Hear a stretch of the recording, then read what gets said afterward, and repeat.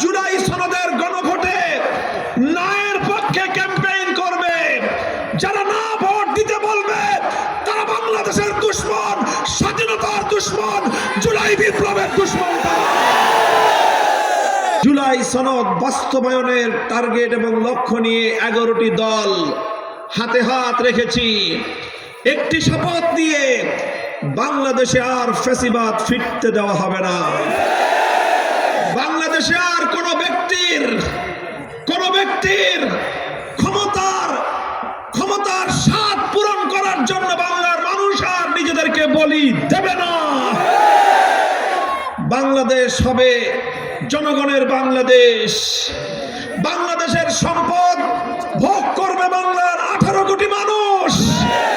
বাংলাদেশ থেকে সম্পদ পাচার করে বিদেশে আর বেগম পাড়া করতে দেওয়া হবে না।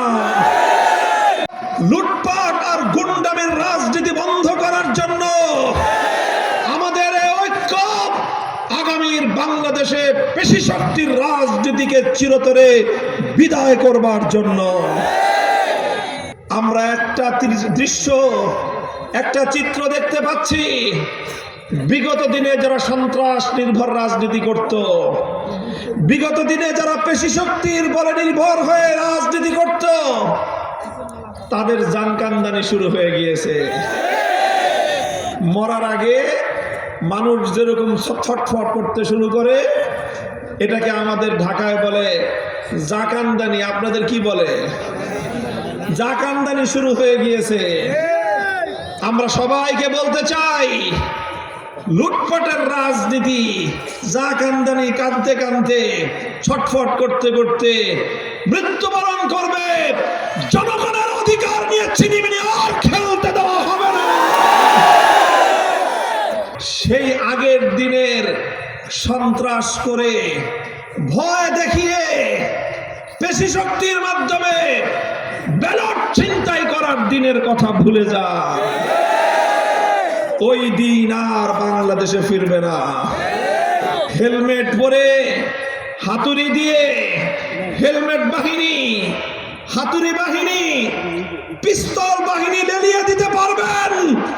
আমরা বুক পেতে দেব আবু সাঈদদের মতো। বাংলাদেশে আর কোন পেশি শক্তির কাছে